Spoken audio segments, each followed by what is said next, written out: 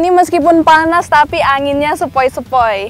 Dan di atas bukit ini kita disuguhkan pemandangan 360 derajat yang sangat indah.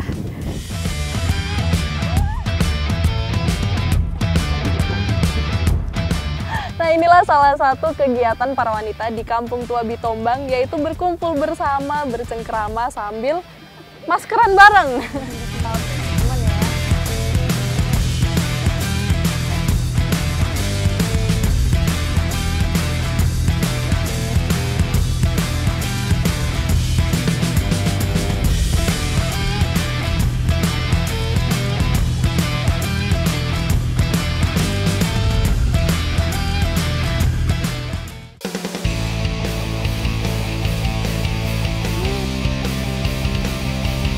Oke, sekarang aku mau explore dulu.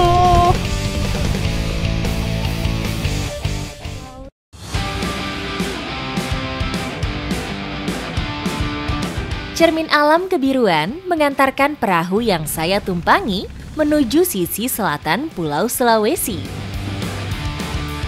Kabupaten Kepulauan Selayar menjadi tujuan perjalanan saya kali ini. Kabupaten Kepulauan Selayar memiliki 130 pulau dan hari ini saya akan mengeksplor 3 gugusan pulau yang disebut Sibolang, yaitu Polasi, Tambolongan, dan Bahuluang. Ikuti jejak saya, jejak petualang.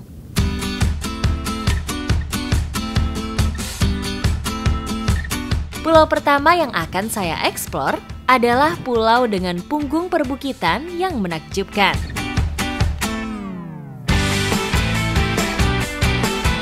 Pulau Polasi ini adalah pulau paling selatan dari gugusan Sibolang, dan dari atas ini kita bisa melihat hamparan laut yang sangat luas, kemudian ada pantai dan juga landscape tropis yang sangat rimbun di bawah. Meski tidak sebesar pulau-pulau utama di Selayar, daratan Polasi panjang membentang yang diapit oleh Laut Flores. Wow. Dari ujung ke ujung, pulau ini ditumbuhi rumput ilalang dan deretan pohon kelapa yang menjulang tinggi.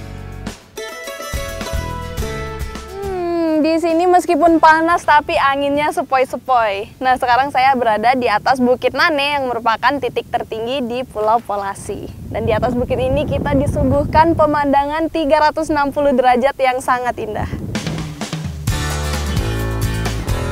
Dari puncak Pulau Polasi yang terletak di ujung utara, saya bisa melihat panorama Laut Selayar seperti tanpa ujung. Spot pemandangan 360 derajat ke arah samudra, sudut pandang yang bisa dirasakan saat berkunjung ke pulau ini. Oke, sekarang aku mau explore dulu. Dari sini, hamparan laut biru dan pantai pasir putih terlihat sangat jelas. Suasananya sangat cocok untuk mencari ketenangan.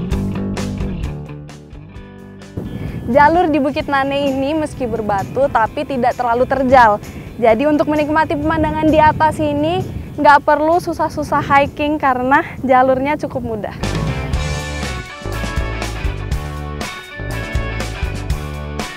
Ketinggian Bukit Nane hanya sekitar 150 meter di atas permukaan laut.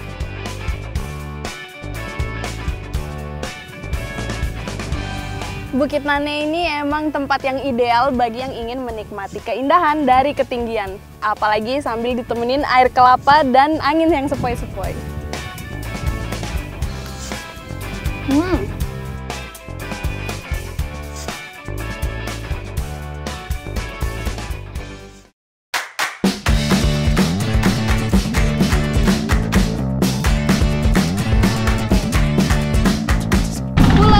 Sudah selesai, sekarang kita sedang menuju ke Pulau Tambolongan. Dan ini di depan saya sudah ada Pak Hanif sebagai penentu arah perahu karena kondisi perairan lagi dangkal. Jadi untuk menghindari karang-karang supaya perahunya tidak karam. Saat air surut, kita bisa singgah ke lokasi yang terletak di antara Pulau Polasi dan Pulau Tambolongan.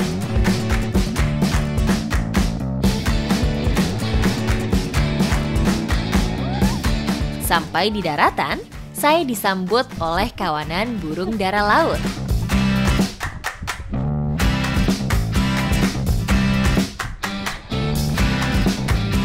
Wah, ini belum apa-apa udah capek duluan ngejarin burung-burung yang lagi terbang.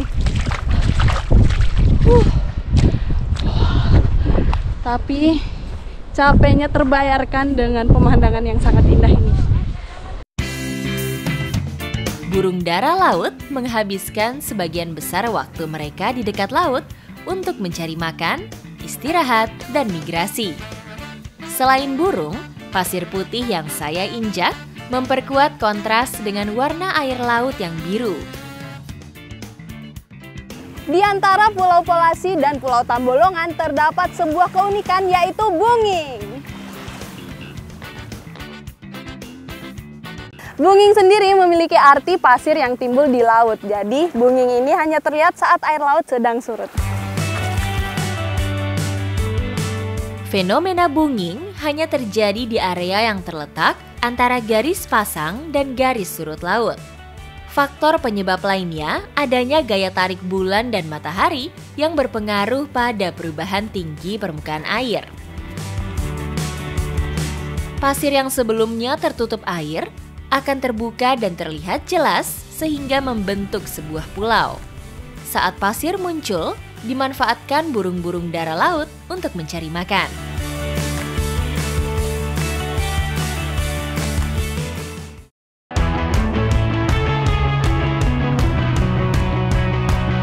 Pulau Tambolongan menjadi tujuan kedua saya di Kabupaten Kepulauan Selayar. Hidup di daerah kepulauan, masyarakat Tambolongan pandai memanfaatkan potensi alam untuk menunjang kehidupan sehari-hari. Masyarakat di Pulau Tambolongan masih menggunakan atap dari daun kelapa untuk rumahnya. Nah, kali ini saya akan mengikuti kegiatan para ibu-ibu untuk mengumpulkan daun kelapa ini dan diproses sampai menjadi atap. Atap dari daun kelapa sudah dipakai warga di sini secara turun-temurun. Bahannya cukup mudah didapat karena hampir seluruh area pulau ini ditumbuhi pohon kelapa. Uniknya, pembuatan atap banyak dilakukan oleh ibu-ibu karena kaum pria mayoritas menjadi nelayan. Jadi proses membuat atap ini dimulai dari memisahkan daun dari tangkainya. Dan setelah dikumpulkan baru bisa dilanjut ke proses berikutnya. Daun yang digunakan adalah daun kelapa kering yang sudah jatuh dari pohon. Atap daun kelapa ini kalau di Selayar namanya atap tahan joro. Taha artinya daun dan joro artinya kelapa. Proses pembuatan tahan joro cukup cepat, yaitu 2 hari dan menggunakan alat yang sangat simpel. Pakai parang aja.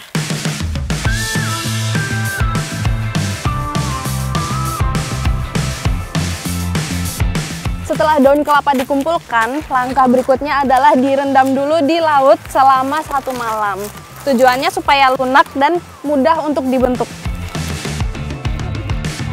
Meski sudah dimasukkan ke dalam karung dan terikat, menurunkannya ke dalam air laut harus hati-hati supaya tidak rusak. Ini adalah daun kelapa yang sudah direndam selama 1 malam. Dan setelah diangkat, kita tunggu dulu sampai airnya keluar semua supaya ringan untuk diangkat.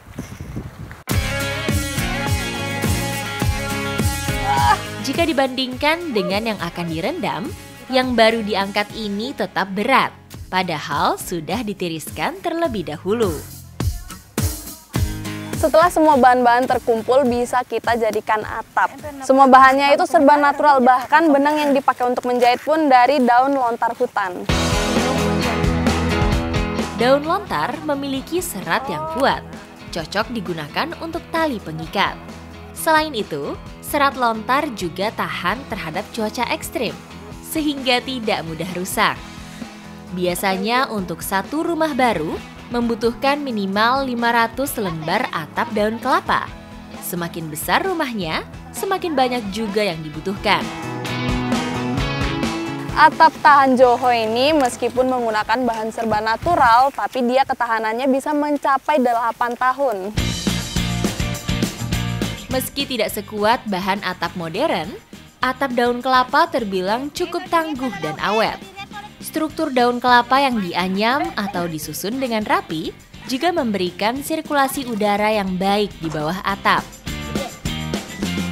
Ini bagian tersulitnya nih. Jadi kita harus menata atapnya supaya sejajar dengan yang ada di atasnya. Tapi sebenarnya bukan sulit sih, hanya butuh kesabaran lebih. Apalagi dengan posisi yang kurang enak. Daun kelapa memiliki sifat yang tahan terhadap cuaca tropis. Kelebihan lainnya, rumah yang menggunakan atap daun kelapa terasa lebih sejuk karena dapat menyerap panas. Hidup berdampingan dengan alam yang kaya memang sangat mempermudah hidup kita. Itulah pentingnya menjaga kelestarian alam kita di Indonesia. Ikuti jejak saya, jejak petualang.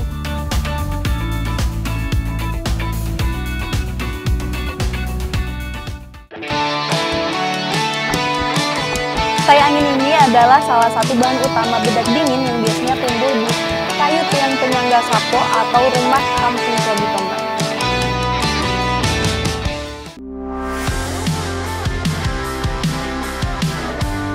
Belum lengkap rasanya kalau saya belum melihat biota laut apa saja yang ada di sekitar makam karang yang indah ini.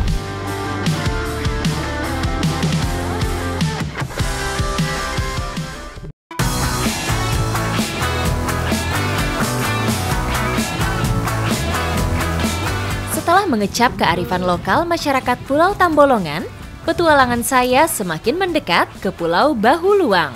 Namun sebelum itu, saya akan singgah sejenak di salah satu lokasi unik yang terdapat di gugusan Kepulauan Selayar. Di sebelah utara Pulau Bahuluang terdapat pulau unik namun memiliki keindahan yang luar biasa. Pulau ini terbentuk dari karang-karang mati dan disebut makam karang. Pulau ini ibarat makam massal karang mati yang menumpuk dan memutih. Tidak heran pulau ini diberi nama Pulau Makam Karang. Jika dilihat dari kejauhan, tumpukan karang ini terlihat seperti hamparan pasir putih di antara pelukan biru air laut. Karang mati yang terbawa arus terkumpul di sini hingga menumpuk sepanjang kurang lebih 200 meter dengan lebar 10 meter. Makam karang ini bisa terbentuk karena efek pertemuan arus yang membawa karang-karang mati hingga menumpuk menjadi pulau. Pertemuan dua arus menyebabkan terjadinya perputaran air laut yang terkonsentrasi di tempat ini. Menurut masyarakat setempat, karena terbentuk dari hasil pertemuan arus, bentuk Pulau Makam Karang cenderung berubah-ubah.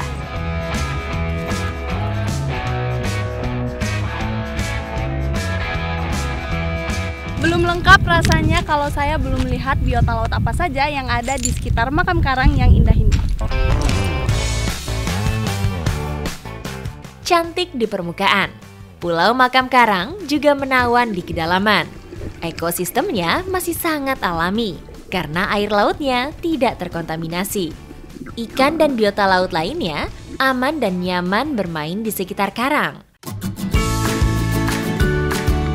Di sekitar pulau, air lautnya tidak terlalu dalam, hanya berkisar sekitar 5 meter. Dengan begitu, saya bisa leluasa menikmati keindahan bawah lautnya yang menakjubkan. Tenggelamnya matahari di sisi barat Pulau Makam Karang menjadi penutup petualangan saya di 3 gugusan pulau Kepulauan Selayar.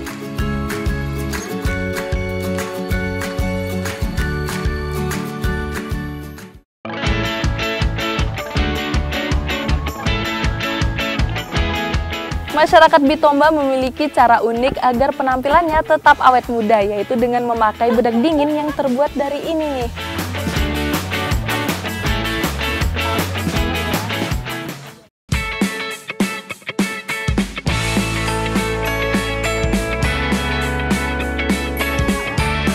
Kabupaten Kepulauan Selayar memiliki banyak kearifan lokal yang masih dilestarikan warganya hingga saat ini. Salah satunya adalah yang dijalankan warga perkampungan tua yang terletak di kaki pegunungan Pulau Selayar.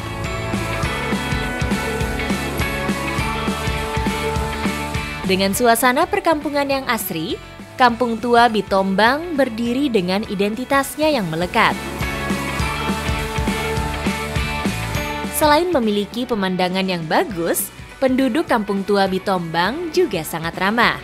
Saya dengan terbuka diterima dan langsung bisa berbaur dengan mereka.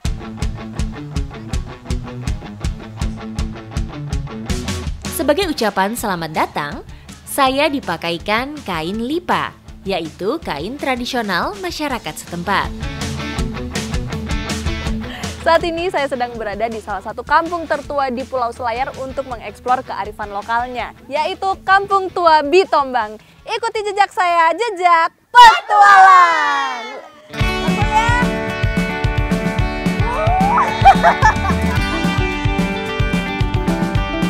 Salah satu alat bermain yang cukup populer di Kampung Tua Bitombang adalah ayunan tradisional. Selain menjadi simbol perdamaian, ayunan menjadi arena nostalgia bagi warga di sini. Ayunan ini tidak hanya dimainkan anak-anak, namun orang dewasa juga bebas memainkan wahana tradisional ini. Selain alat nostalgia, ayunan Kampung Tua Bitombang juga melambangkan kesederhanaan dan kebersamaan bagi warga Bitombang. Gerakan ayunan yang naik turun dianggap seperti proses kehidupan, yang kadang di atas dan kadang di bawah. Dari ayunan warga Kampung Tua Bitombang, saya semakin memahami tentang rasa syukur dan pentingnya bahagia dalam menjalani hidup.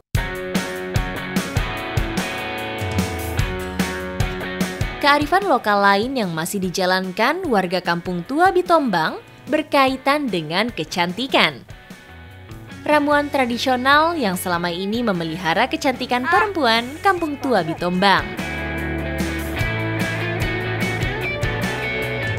Masyarakat Bitombang memiliki cara unik agar penampilannya tetap awet muda, yaitu dengan memakai bedak dingin yang terbuat dari ini nih, tai angin.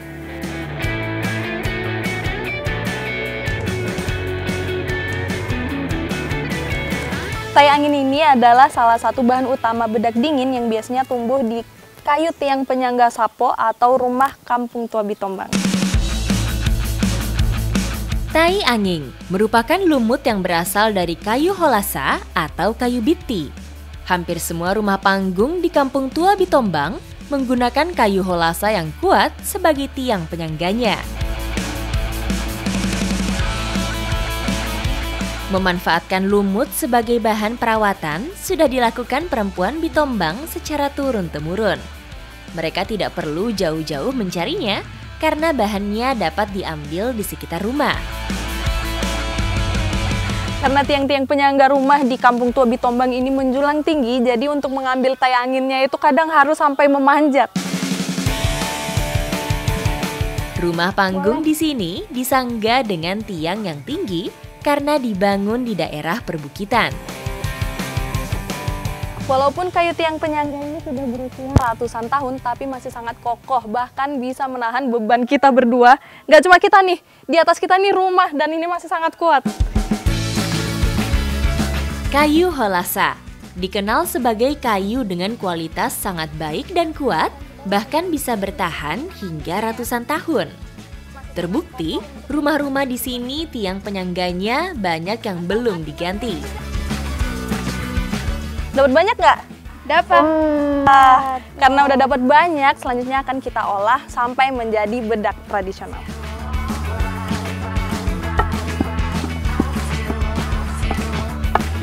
Ketika tayanginnya sudah dikumpulkan, lanjut bakalan ditumbuk barengan sama bahan-bahan alami lainnya yang bisa meningkatkan kekencangan dan kelembapan kulit.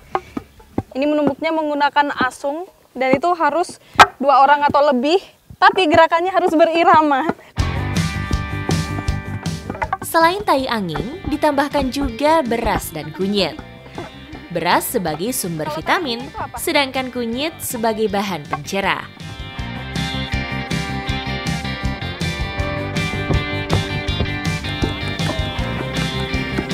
Setelah diayak, ini muncul bedak tradisionalnya yang sudah halus. Ini selanjutnya bisa dipakai ke wajah menggunakan air dan dibiarkan sampai kering, baru nanti dibilas.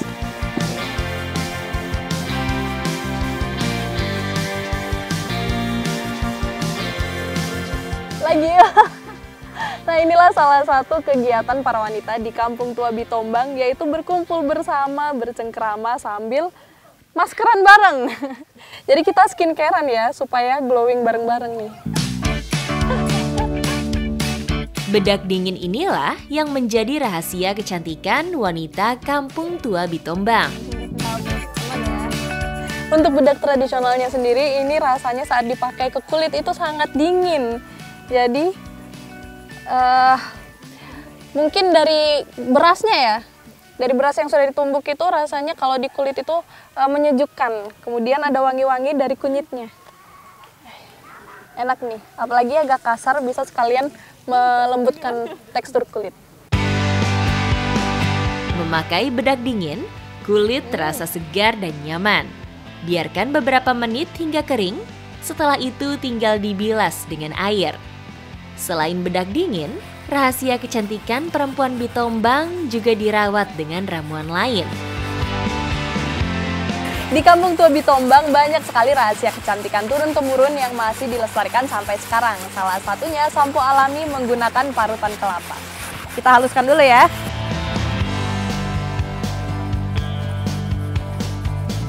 Kelapa yang sudah diparut nanti akan diambil santannya, kemudian dicampur dengan daun jeruk untuk menambah aroma. Jadi nanti rambut kita bisa tetap wangi ya. Tinggal di pulau, masyarakat Kampung Tua Bitombang pandai memaksimalkan hasil alam. Cuci mukanya udah selesai, sekarang kita akan lanjut keramas menggunakan racikan ini tadi. Jadi cukup ditambahkan air. Kemudian untuk mengeluarkan santannya itu langsung diperas ke atas kepala.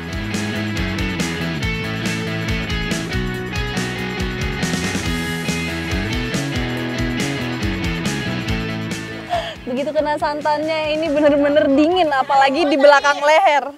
Tapi seger banget. Santan kelapa memiliki kandungan nutrisi yang baik untuk rambut. Kandungan vitaminnya dapat memperkuat akar serta membuat rambut lebih berkilau. Setiap daerah pasti memiliki kearifannya masing-masing. Seperti di Kampung Tua Bitombang ini memiliki beberapa kearifan lokal yang masih lestari sampai sekarang yang berdampak baik bagi kecantikan. Ikuti jejak saya, jejak petualang.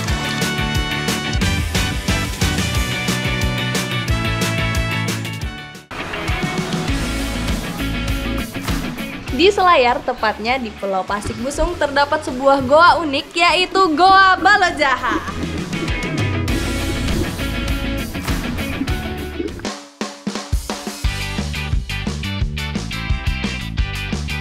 Goa ini diberi nama Balojaha karena lokasinya yang berdekatan dengan pantai Balojaha, yang artinya kalau dalam bahasa Selayar, Balo adalah lubang dan Jaha artinya Jawa.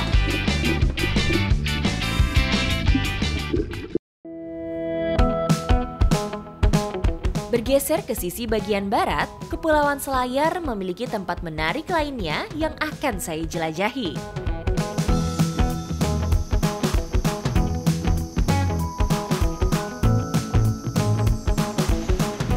Di Selayar, tepatnya di Pulau Pasik Busung, terdapat sebuah goa unik, yaitu Goa Balojaha. Ikuti jejak saya, jejak petualang.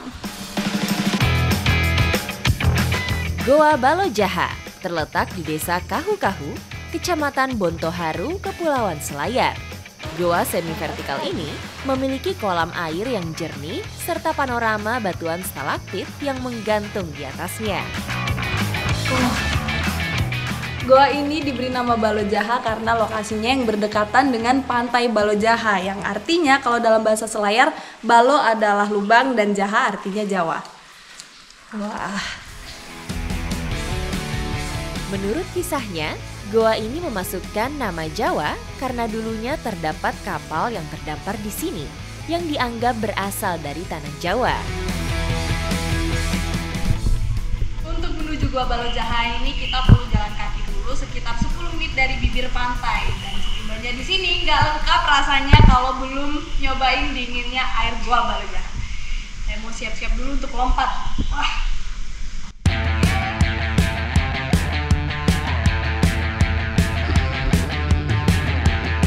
Meskipun mendung dan rintik air hujan menutupi cahaya yang masuk ke dalam goa, namun keindahannya tetap dapat saya rasakan. Goa Balojaha ini airnya bersumber dari rembesan batu, kemudian karena dekat dengan laut jadi ada campurannya yang menjadikan air di sini adalah air payau. Agak asin-asin gitu ya. Goa Balojaha disebut juga sebagai goa abadi karena airnya tidak pernah kering meski di musim kemarau. Selain airnya yang payau, di goa ini juga terdapat banyak sekali stalaktit dan stalagmit yang terbentuk dari jutaan tahun yang lalu, yang menandakan goa ini masih sangat terjaga dari zaman dulu sampai sekarang. Keren banget ya, besar-besar. Ini pun ada tetesan airnya nih. Batuan kapur yang terbentuk secara alami di langit-langit goa dengan ujung yang meruncing menjadi penghias interior Goa Balojaha.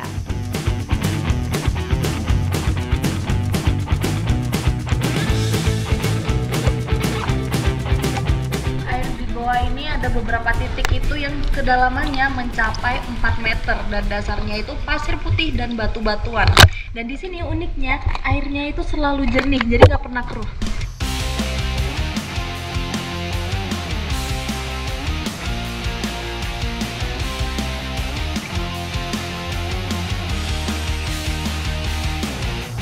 Bukan hanya di Selayar, namun kearifan lokal dan alam di seluruh Indonesia wajib kita lestarikan supaya bisa dinikmati oleh generasi berikutnya. Ikuti jejak saya, jejak petualang.